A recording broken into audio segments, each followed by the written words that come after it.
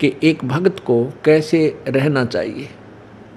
परमात्मा मानव शरीर में प्राप्त हो सकता है। इसमें जाति मजहब का कोई विशेष प्रतिबंध नहीं है कि कोई जाति विशेष ही परमात्मा पा सकती है या अमीर व्यक्ति ही, पैसे वाले रिच मैन ही परमात्मा पा सकते हैं। नहीं, परमात्मा पाने के लिए मानव शरीर हो, पूर्ण संत आपको मिल जाए, आप मर्यादावत भक्ति करते हुए अमीर और गरीब, राजा और रंक, प्रजा सभी परमात्मा प्राप्ति कर सकते हैं, लेकिन मर्यादा में रह करके। आज सुबह के सत्संग में आप जी ने सुना कि कौन परमात्मा अविनाशी है, कौन परमात्मा नाशवान है, कौन भगवान। अब यहाँ शंका उत्पन्न हो जाती है, क्या भगवान अधिक हैं, क्या परमात्मा अनेक हैं? हाँ, परमात्मा यानी भगवान, प्रभु, स्वामी, ये अनेक हैं। अब आपको प्रभु की परिभाषा समझाते हैं, थोड़ा ज्ञान देते हैं। राम कहो, खुदा कहो, प्रभु कहो, परमात्मा कहो। परम आत्मा का अर्थ होता श्रेष्ठ आत्मा, उच्च आत्मा। अब जैसे एक विभाग लेते हैं, कोई भी विभाग ले लीजिए, तो उसमें प्रत्येक को साहब बोलते हैं। जैसे तहसीलदार साहब, एसडीएम साहब, डिप्टी कमिश्नर साहब, कमिश्नर साहब, मंत्री साहब और मुख्यमंत्री साहब, प्रधानमंत्री साहब, राष्ट्रपति साहब, ये सभी साहब कहलाते हैं।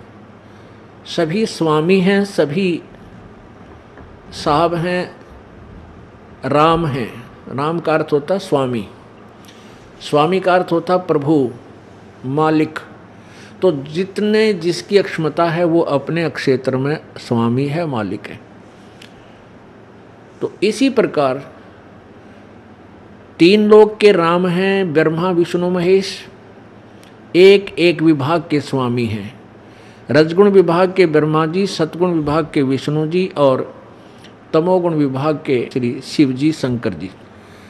और ब्रह्मा विष्णु महेश के पूज्य पिताजी हैं ज्योति निरंजन, जिसको ब्रह्म बोलते हैं। ब्रह्म, इसे अक्षर पुरुष भी बोला है गीता जी के अध्याय नंबर 15 के श्लोक नंबर 16 में। ये 21 ब्रह्मांड का राम है, 21 ब्रह्मांड का मालिक है, स्वामी है। और एक अक्षर पुरुष है जिसको परब्रह्म कहते हैं। ये 7 शंख ब्रह्मांड का स्वामी है। नील, पद्म, शंख, 7 शंख ब्रह्मांड का ये राम है, स्वामी है, मालिक है। और परम अक्षर ब्रह्म, परम अक्षर पुरुष अर्थात सत्य पुरुष, वो कबीर देव है, वो असंख्य ब्रह्मांड का मालिक है, इंक्लूडिंग ब्रह्म और परब्रह्म के सारे ब्रह्मांड। ब्रह्म और परब्रह्म अर्थात अक्षर पुरुष और अक्षर पुरुष के सभी ब्रह्मांड सहित और अन्य असंख्य ब्रह्मांडों का कुल मालिक, सबका संचालक, ओवरऑल कंट्रोलर, वो परम अक्षर ब्रह्म है। उनका वास्तविक नाम कबीर है और पद का नाम, उनका पोस्ट का नाम है सत्यपुरुष, परम अक्षर पुरुष या परम अक्षर ब्रह्म आदि आदि नामों से उनको उपमात्मक नामों से जाना जाता है। उस परमेश्वर ने अपनी महिमा और सर्व ब्रह्मांडों की जानकारी उस रचनहार ने स्वयं ही दी है। सुबह के सत्संग में आपने सुना था कि ब्रह्मा विष्णु महेश जी की क्या स्थिति है। ये भी नाशवान और ब्रह्म भी नाशवान और परब्रह्म भी नाशवान। अब हमने अपने आप को अजर अमर सदा से के लिए मोक्ष मुक्त करवाना है, तो किस परमात्मा की भक्ति करें जो हमें जन्म और मृत्यु से छुटवा सके। जो स्वयं ही जन्म और मृत्यु के अंदर हैं, जन्म और मृत्यु के कर्म चक्कर में स्वयं फंसे हुए हैं, तो हमें जन्म और मृत्यु से मुक्त कैसे करा सकते हैं।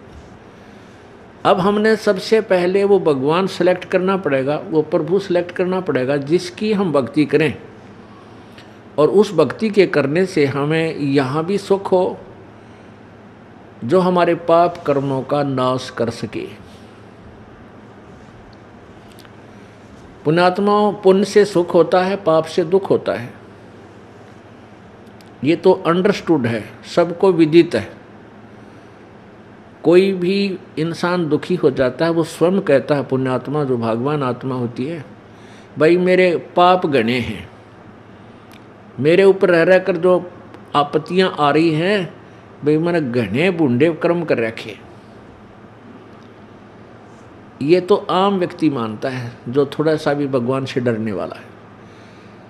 और जो सुखी है उसके विषय में आम व्यक्ति का आग्रह, भाई घने बढ़िया कर्म करके आ रहा है।